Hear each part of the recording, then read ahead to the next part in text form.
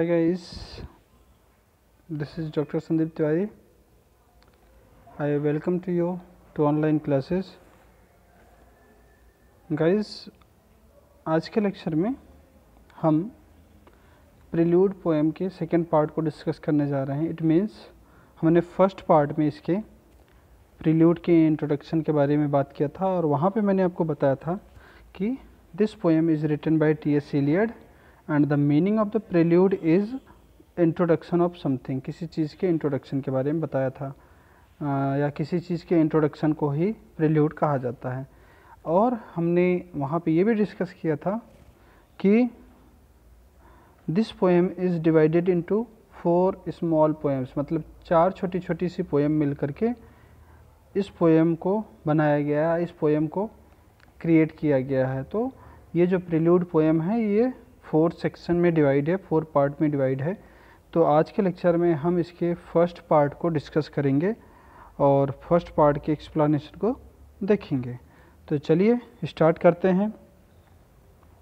जैसा कि आपके स्क्रीन पे दिखाई दे रहा है, जो डिफरेंट कलर के लेटर्स हैं या डिफरेंट कलर की लाइंस हैं, हमको इतना पार्ट स्टेंजा वाइज पढ़ना पड़ेगा. मतलब कि जो अलग अलग कलर वाले हैं उनको एक एक पार्ट में या एक एक टुकड़ों में इनको डिस्कस करना है, तभी इसके मीनिंग ईजिली क्लियर हो पाएगी. तो चलिए स्टार्ट करते हैं.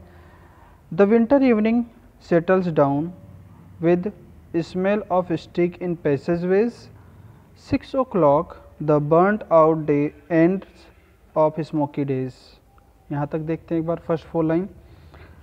सबसे पहले बच्चों आपको ये बताना चाहूँगा कि अभी मैंने जैसा कि आपको बताया कि ये जो पोएम है prelude, it is divided into 4 part. ये 4 पार्ट में जो डिवाइड है या 4 अलग अलग जो पोएम्स हैं, ये हमारे सामने 4 डिफरेंट टाइप ऑफ इमेजेस को प्रेजेंट करते हैं. मतलब हमारे सामने 4 अलग अलग इमेज को प्रेजेंट करते हैं. तो जो फर्स्ट इमेज हम पढ़ने जा रहे हैं या जो फर्स्ट पोएम में जो इमेज एक्सप्लेन किया गया है वो इमेज है एक जाड़े की शाम का, मतलब ठंडी का समय है, उसकी इवनिंग में क्या चीज़ दिखाई देता है या पोएट किस चीज़ को रियलाइज़ करता है या फील करता है, उसको उसने एक्सप्लेन किया है इसके फर्स्ट पार्ट में. तो जैसा कि स्टार्टिंग में ही आप देख रहे हो कि the winter evening settles down. Settle down मतलब है केम डाउन या कम्स.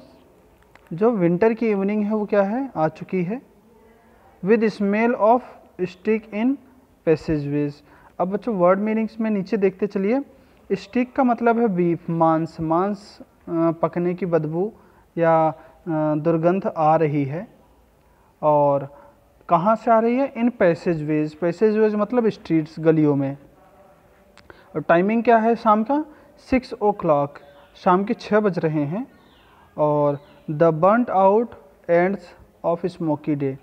और जो डे है ना उसको कैसा बताया गया है, स्मोकी डे. स्मोकी डे क्यों बताया गया है, क्योंकि दिन भर गाड़ी वगैरह चलते रहते, तो गाड़ी मोटर से जो धुआं निकलता है, चिमनियों से जो धुआं निकलता है, पूरे इन्वायरमेंट में क्या हो जाता है, फैल जाता है.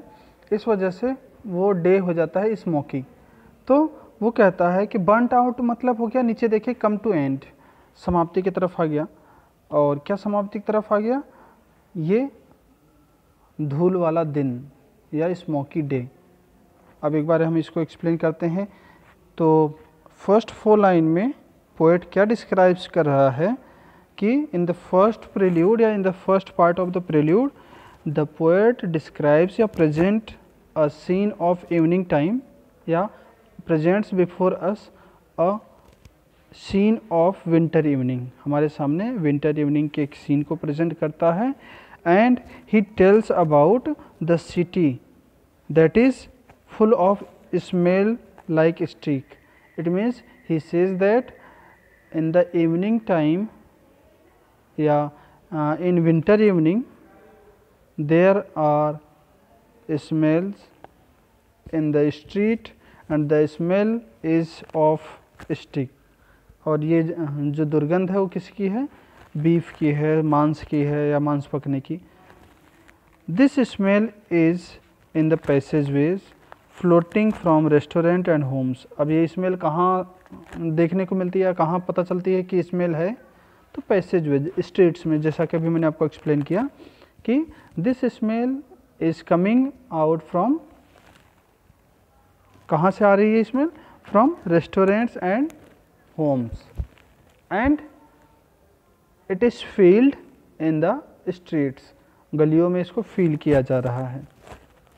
कहने का मतलब हो गया फर्स्ट टू लाइन में the poet explains that at the time of evening in the winter या in winter evening when the day comes to end there is a smell of steam stick and there is a smell of beef in the street that was coming from restaurant and homes. And what is the time? It is 6 o'clock of evening, और time बताता है कि ये evening का 6 o'clock का time है। The end of the day is smoky like burnt out of stub of used cigarette. क्या कह रहा है कि जो दिन है ना वो समाप्ति की तरफ आ गया है, बिल्कुल वैसा ही लग रहा है बर्नट आउट, जैसा कि बर्नट आउट जल चुका हो या ख़त्म हो चुका हो क्या सिगरेट का ठूंठ बच जाए। जैसे आप किसी को देखे होंगे सिगरेट पीते हुए, तो सिगरेट के जिधर मुंह की साइड में जो सिगरेट वो मुंह में रखते हैं उधर का थोड़ा सा हिस्सा फिल्टर्ड होता है, वहाँ पे थोड़ा डिफरेंट टाइप का कलर होता है, वो नहीं जलता है। उससे पहले के या उसके आगे के पार्ट को लोग सिगरेट के रूप में यूज करते हैं, उसको केवल पीने के रूप में यूज करते हैं, वो फिल्टर के रूप में यूज करते हैं। तो वो कह रहा है कि ये जो दिन है ना लाइक द सिगरेट की तरह कम्स टू एंड, जैसे सिगरेट जलते जलते ख़त्म हो जाता है ठूंठ के पास आकर के या उस फिल्टर एरिया के पास आकर के, ठीक उसी वे में जो दिन है ना जो स्मोकी है वो क्या हो गया है कम्स टू एंड। अब हम एक बार 4 लाइन्स को एक बार वापस से रिपीट करते हैं और देखते हैं। तो पोएट क्या कहता है कि it is the time of winter evening and it is time of 6 o'clock, मतलब it is 6 o'clock of winter evening, एक जाड़े की शाम के 6 बजे की बात है। And there are smells of beef and sticks in the streets, और गलियों में बहुत सारे दुर्गंध आ रहे हैं किसके? मांस के। And they are coming from restaurants and homes, घरों से और रेस्टोरेंट से ये आ रहे हैं। एंड द एंड या the smoky day comes to end. अब इवनिंग का टाइम है तो सीधी सी बात है, आप सबको भी क्लियर है कि पूरा दिन जो है समाप्ति की तरफ आ जाता है। तो कहता है the day that is smoky, ये जो दिन जो थोड़ा सा धुंधला या धुआं युक्त दिखाई दे रहा है, इट कम्स टू एंड, ये समाप्ति की तरफ आ जाता है या दिन समाप्त हो जाता है। तो ये first 4 line I think it will be clear to you. चलिए आगे देखते हैं। And now a gusty shower wraps the grimy scraps of withered leaves about your feet and newspaper from the vacant lots. अब यहाँ तक देखते हैं एक बार। अब ठीक इसी समय क्या होता है, मतलब जब संध्या समाप्त होने या दिन समाप्त होता है, संध्या का टाइम आ जाता है, ठीक उसी समय कहता है नाउ द रेन कम्स। अब क्या आ जाती है? बारिश आ जाती है। और ये बारिश अकेली नहीं आती है बल्कि किसके साथ आती है? विद विंड, हवा के साथ, या विद गस्ट, झोंके के साथ, हवा के झोंके के साथ। और जब ये आती है तब क्या करती है? गस्टी शावर मतलब रेन विद स्टॉर्म, जैसा कि आप देख रहे होगे नीचे वर्ड मीनिंग्स में, रेन विद स्टॉर्म, तूफान के साथ बारिश, जो कि क्या करती है? रैप्स मतलब होता है स्ट्राइक, जो रैप का मतलब होता है क्लिंग, चिपकना। क्या चिपक जाते हैं? ऑफ विदर्ड लीव्स, विदर्ड मतलब ड्राइड, सूखे, लीव्स मतलब पत्ते, about your feet and newspaper from vacant मतलब ओपन एरिया या ओपन लैंड। तो अब क्या कहता है, जब उसने इवनिंग टाइम को डिस्क्राइब किया और बताया कि इस समय बदबू आ रही है मांस की, ठीक बताता है एट द सेम टाइम, ठीक उसी समय there comes rain with wind and the wind blow the dirty scraps of dead leaves around your feet along with newspaper blown through empty या अनडेवलप्ड प्लॉट्स ऑफ लैंड। कहने का मतलब ये हो गया कि एट द सेम टाइम या in the evening time suddenly the rain comes with wind या स्टॉर्म एंड इट ब्लोज, और ये बहा करके या उड़ा करके ले जाती है किसको, dirty scraps of dead leaves, गंदे गंदे सूखे पत्तों के टुकड़े। डर्टी स्क्रैप्स मतलब गंदे टुकड़े किसके, डेड लीव्स सूखे पत्तों के, और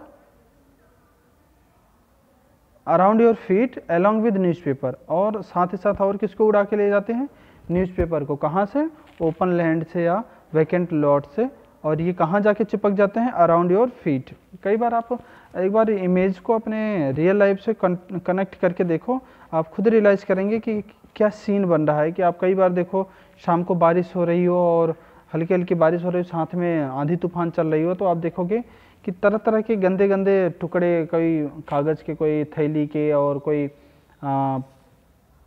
पत्तियों के, सूखे पत्तियों के, ये उड़ उड़ के इधर उधर चिपकते नज़र आते हैं। तो कई बार हम लोगों के पैरों में भी चिपक जाते हैं अगर हम उस रास्ते से गुजर रहे होते हैं या उस एरिया से गुजर रहे होते हैं। तो उसी चीज़ को एक्सप्लेन कर रहा है कि एट द सेम टाइम जब रेन आ जाती है विद स्टॉर्म, हवा के साथ या तूफान के साथ, तो ये सारे जो सूखे पत्ते हैं, जो ओपन एरिया में या ओपन लैंड में पड़ा हुआ न्यूज़पेपर का टुकड़ा है, इन सबको वो क्या करती है, ब्लो, बहा के ले जाती है, उड़ा के ले जाती है, and they stick to our feet, वो हमारे पैरों पे आकर के क्या हो जाते हैं, चिपक जाते हैं। तो आई होप इतनी बात क्लियर हो गई होगी। आगे देखते हैं, the showers beat on broken blinds and chimney pots at the corner of the street. A lonely cab horse steam and stamps and then lighting of the lamps. अब क्या कर रहा है कि the rain, वो जो रेन है, showers मतलब रेन, क्या कर रहा है, बीट मतलब स्ट्राइक, टकराना, किस पे, ब्रोकन ब्लाइंड्स। ब्रोकन ब्लाइंड्स का मतलब हो गया बच्चों विंडो स्क्रीन। जो कई बार आप देखते हैं कि लोगों के घरों में शीशे की स्क्रीन लगी रहती है, और जब पानी उससे टकराएगा तो आवाज़ करता है। तो कह रहा है कि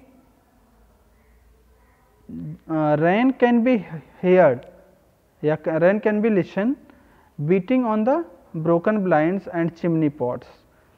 बारिश को सुना जा सकता है, कहाँ टकराते हुए, स्ट्राइकिंग या बीटिंग, टकराते हुए कहाँ, on broken blinds, broken blinds जैसा कि मैंने बता दिया, स्क्रीन्स, एंड चिमनी पॉट्स, और मिट्टी के जो बर्तन हैं उन पे टकराते हुए सुना जा सकता था। मतलब शाम के टाइम को एक्सप्लेन करते हुए आगे वो कहता है कि जब बारिश के साथ तूफान आता है तो हमारे पैरों के आसपास से कीचड़ वगैरह या छोटे छोटे टुकड़े आकर के चिपक जाते हैं। ठीक उसी समय रेन को सुना जा सकता है कि स्ट्राइक कर रहे हैं, या they are striking at the broken blinds and chimney pots. ये बारिश की बौछार है या जो बूंदें हैं या बारिश की जो गति है वो सुना जा सकता है, वो टकराते हुए खिड़की के शीशियों पे और चिमनी पॉट्स, मिट्टी के बर्तनों पे। तो इतनी बात उसने किसके बारे में बात कर लिया, बारिश वगैरह के बारे में। अब वो सीन चेंज करता है, और सीन चेंज करके हमें बताता है कि आगे की वो क्या सीन स्ट्रीट में दिखाई देता है। तो उसमें ये बताता है कि and at the corner of the street. अब आगे की सीन में क्या बताता है कि वो मान लो गली में खड़ा है या किसी स्ट्रीट में खड़ा है जहाँ पे उसको बदबू आ रही थी, तो बोलता है कि उसी स्ट्रीट के सबसे कोने पर, at the corner of the street, a lonely cab horse steam and stamps. एक अकेला कैब हॉर्स मतलब जो घोड़ा गाड़ी में लगने वाला घोड़ा होता है, वो वहाँ पे खड़ा है। Steam and stamps, steam and stamps मतलब हो गया, स्टीम मतलब भाप छोड़ना और स्टैम्प्स मतलब खुर पटकना। अब आप एक चीज़ रियलाइज़ करो, भाप छोड़ने से मतलब क्या होता है। तो आपने कई बार सर्दियों में देखा होगा, जब ज़्यादा सर्दी रहती है तो हम लोगों के मुंह से भाप निकलता है। तो सर्दी का टाइम में ही वो एक्सप्लेन कर रहा है इस पोएम में।